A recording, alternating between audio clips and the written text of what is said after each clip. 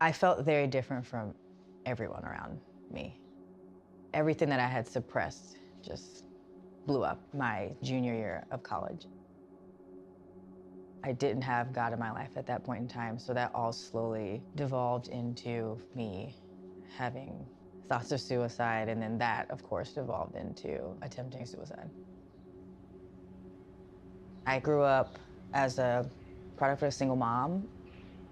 I had a lot of problems with abandonment because my mom just emotionally kind of left when my sister was born. My dad had other children when I was 6, so he physically left. So there was just no one. The night I was attempted to end my life by suicide, I was going back and forth between, do I go to the piano rooms and risk not being able to study, or do I study for this exam? And that was just colliding, and then all of a sudden it became, why aren't you good enough to do both? And then it spiraled into everything that I've been suppressing all at one time.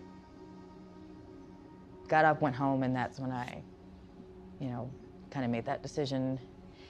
My roommate walked in, saw what was going on, and she immediately just went and called the police without saying anything. There was a mandatory 3 months of therapy, and I had to go every day for 3 months. This therapist, when I went, didn't even ask me about what happened. Didn't start going into any of that. He just asked, well, who are you? What do you like to do? And it had been a long time since anyone had just asked me who I was versus what's wrong. He suggested, well, you journal and you write music, put them together. I started to write worship songs after a while. And I don't even think I was focused on the fact that I was getting better. I was just focused on the music, and everything took off. So I started taking classes at the Korean Cultural Center, and through those classes, they had 2 vocal coaches from Korea come here and teach us how to sing in a Korean fashion. After the first day of those classes, the instructors pulled me aside. They were like, hey, do you know about this contest? We think you should do it, and recommended me to do this contest. And I was like, I have no idea what that is, but sure, okay, I'll do it. So I auditioned in person for the LA round and ended up making it through that. After that, it was the US round, which happened during KCON. So this is a full year later. It all came full circle. I'm at KCON performing against a couple other US cities. I ended up winning first place there. 78 countries that year had a first place person, and they all sent a tape, and then Korea picked only 15 from the 78 countries. So even winning first place in your country didn't mean you were going.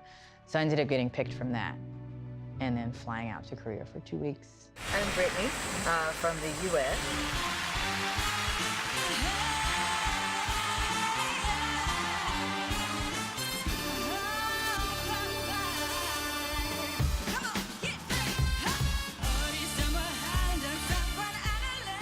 The day of the competition, I haven't had voice lessons. I finally got my voice back like the day before. And I can't remember, I'm not remembering the words. And they're like, there's 30,000 people and the floor is broken, so like watch out. And on top of that, it's raining.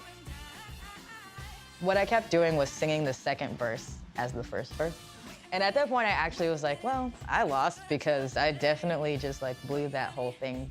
I felt inadequate because I had no measure of how well I was doing because there was no one to tell me.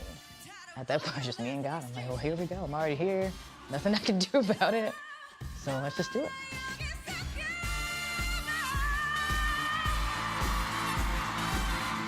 As that's all going through my head, they've already announced my name. There's confetti falling, and I'm just like clueless. I look back and see my name back there, and I was like, oh, seriously? And then of course, I immediately burst into tears and like walked forward.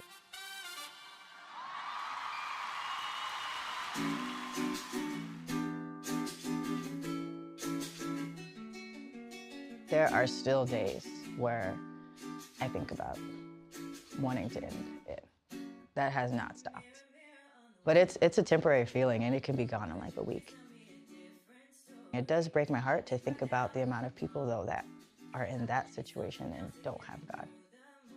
I think that season of my life, going through depression and everything I was going through, had multiple things. Reconnecting with my mom, connecting me to my purpose, connecting me to church, weeding out bad friends. There was just so much in that, which is what makes it so beautiful.